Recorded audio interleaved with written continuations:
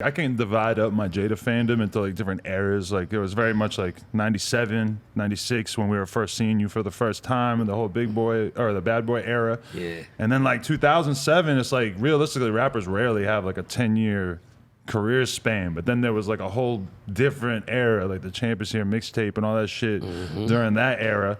And then I get to thinking about the fact that you're still super relevant as a rapper 13 years after that. It's crazy. Pretty unbelievable. Yeah.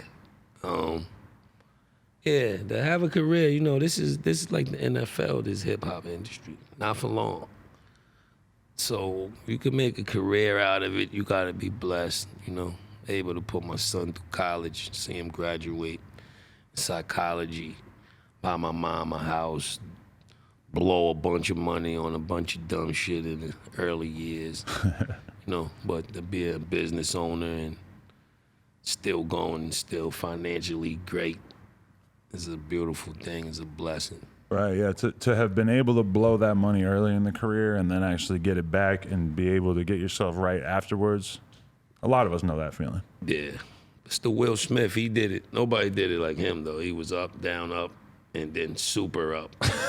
So that's real, but a lot of these dudes really have to dip into a whole lot of different bags in order to make their career last over the years. Like so many of your peers, when you really think about it, because I'm looking at all the dudes that you had songs with on the old albums and everything, and it's such a large percentage of them either like just aren't really relevant as rappers anymore. No more. They're not here. They're gone, straight up gone, locked up, something like that, or just people ain't really trying to hear them rap anymore. So it's pretty, or a lot of people end up going and doing movies. They end up getting bags in different ways. They start separate businesses. Not that you haven't done that as well, but I mean, you're still someone who your fans want to hear you rap, and that seems like that's what you're primarily concerned with. Yeah, the passion is still there. The fire is still there. I still love music. I still love hearing it. I still love making it. So until I don't feel like that any longer, I won't. You know, I'll keep making it, but when I lose that feeling, I'll push back from the table. Definitely. But do you see yourself as someone who is like really a lyricist at heart? Like that's something that you just care about more than the fame or the money or anything else like that? Is that something that primarily appeals to you more specifically than a lot of your peers? Definitely. I would say that anybody who came in around when I came in would feel that same type of way too. But then there's artists that came after. I would say Drake feels like that. I would say J. Cole feels like that. I would say 2 Chainz. I would say a lot of, you know, Big Sean. There's a lot of dudes that they're very lyrical, but they know how to ride the thin line of whatever today's sound is with lyrics. And I think that makes today's great artists. Right. But if you came from, when I came from, lyrics overpowered everything. The beat, the hook, the dance, all of that. When I first came, it was lyrics over everything. And then it kind of gradually, the hooks came and the beat. And then when it went to Atlanta, the whole format switched. The beat, hooks, lyrics was last. So in some cases, because you still got T.I. and you still got Luda and you still had Jeezy and all of the dudes, you know, early 3 Stacks, you know what I mean? So they found that good line of how to put the formula together, but as it got older, lyrics became more and more the less ingredients in the music. So. But nowadays it seems like these kids are competing more on melodies than anything else. Melodies, sound effects, a dance to it, whatever works. But it's more microwavable now.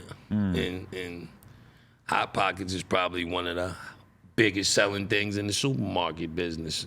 But a meal prepared on the stove by your wife or your mom or your favorite restaurant always tastes better than something out of the microwave. Right. No, I mean, so but I compare it like that. Is there any extent to which you are able to respect the kids who seem like they're more concerned about coming up with melodies and hooks, which is it's an odd state of affairs because it's like you making an album in, you know, the late 90s, you probably had producers or labels or Puff telling you that you needed to add more melodies, that you needed to get more serious with the hooks. Well, These I didn't kids even come out want the to do gate. that back then. Right. See, that's also the evolvement in music, because he couldn't force us to do that when it was, the golden era, or when it was them times. You couldn't. We just wanted to rap. He actually had to make us start rhyming less. When we got there, he showed us how to chop it down to 16s, and you know what I mean? We wanted to rhyme a lot every time we would rhyme, and we would all want to do 24, 48 bar, and he showed us how to gradually make songs, and now would trim the fat and, start creating songs opposed to just rapping. We came in with the first passion to just kill shit, just rhyming, Because when I go back and listen to your old albums, there's always like a couple songs that I'm like, this is the song and this is the song that sounds like the songs that would sound different if he had been able to just make these songs exactly how he wanted to. But then I'm also thinking about the fact that these young kids, a lot of times half the album sounds like that, like sounds like very melodic, very hooky, and they're doing it themselves. Like a lot of times the label doesn't have to tell them to do that. To them, that's just polar sides of the same thing. Is they make crazy, aggressive gangster music, and then they make sing-songy, lovey music, and it just happens naturally. They just that to them makes sense, and they don't see it as warring sides. Yeah, nah, that's the sign of the times changing. 100%. So have you totally stopped smoking, or you still got a little bit in you? Nah, I smoke. Oh, okay. Heavily? Yeah. Hell yeah. Okay. What do you smoke these days? But today and In terms yesterday, of I've been blunts. smoking, Oh, okay. You're about to hit us with the strands. I smoke about a zip a day, That's impressive. maybe more, maybe less, here and there, depending on the weather. But what do you put it in? Smoke paper, Fonto, backwoods, Switch it up. yeah, whatever's available. That's good to know. Because I feel like so many rappers that I love just at a certain point just stop smoking weed, and then you just hear them rap about smoking weed, and you're like, come on. Yeah, nah, I love weed. Shout out to Cheeks and Chong. Shout out to Jim Jong. They the first people I ever seen with weed. Right. They should. Those dudes are legendary. Definitely. Yeah, I interviewed Tommy Chong, and he's kind of on a different planet these days. Yeah, I follow him on the gram, so He got a lot of memes. he's ill. Yeah. I don't know how much of those are him. But okay, when you listen to your older music, what do you think of your voice from like 20 years ago? Because there's definitely been a change. Like on this new album, it sounds raspier than ever, but then you also have like the cleanest vocals that I probably ever heard you do on this album as well. I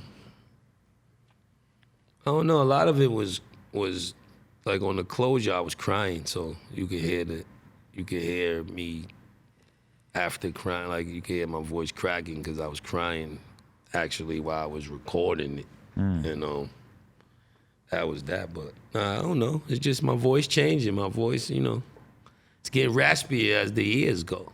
You ever wonder about what like a 75-year-old Jadakiss voice might sound like? My granddad was a little raspy too. My pops is raspy. One of my sons, one of the twins, Josh, he got a raspy. He got a little voice, bit of it too?